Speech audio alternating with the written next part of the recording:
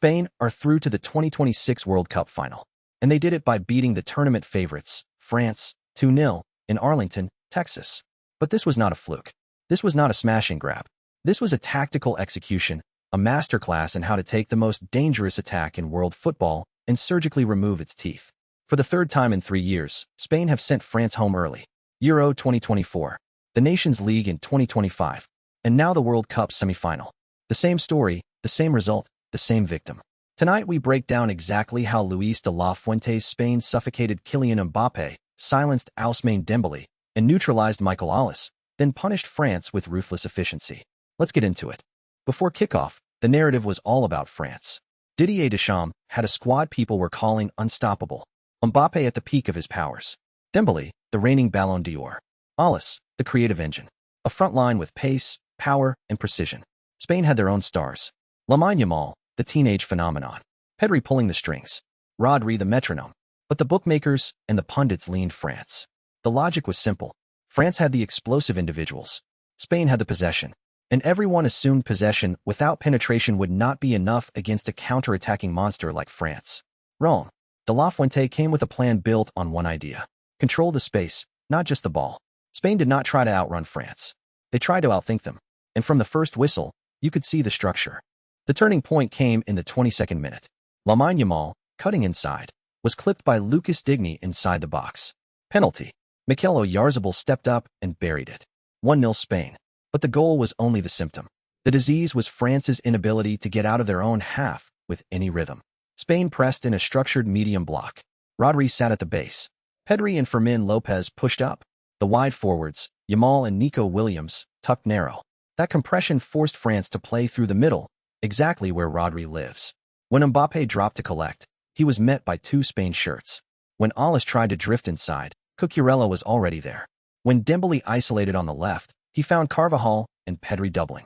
France's supply lines were cut before the ball even arrived. France finished the first half with almost nothing. No clear chances. No shots on target of real danger. Spain 1-0 up and completely in control. Whatever Deschamps said at halftime, it did not work. 3 minutes after the restart, Spain doubled the lead. A patient spell of possession on the right. The ball found Pedro Porro arriving from right back. He drove into the box and finished calmly. 2-0. Game over.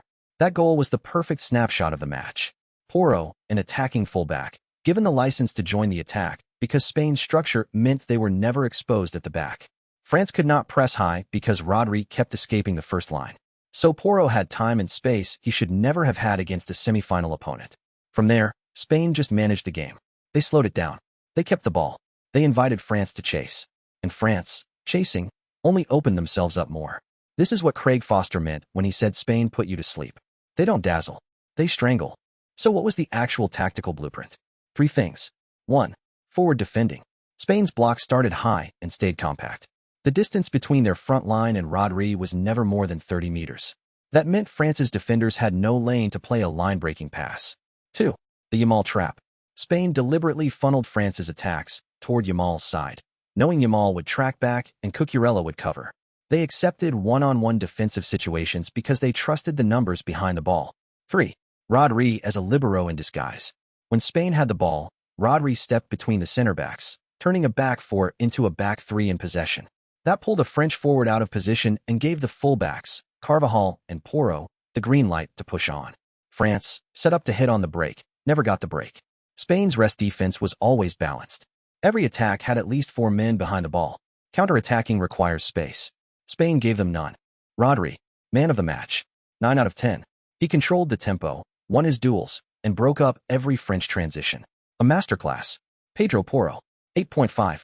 A goal, constant overlaps, and defensively disciplined against Dembele. The perfect modern fullback. Lamine Yamal, 8. Won the penalty, terrified Digne all night, and grew into the game. At 18, this is a statement. Cucurella, 8. Neutrals Dembele. Limiting a Ballon d'Or winner to nothing is elite defending. On the France side, Mbappe, 5.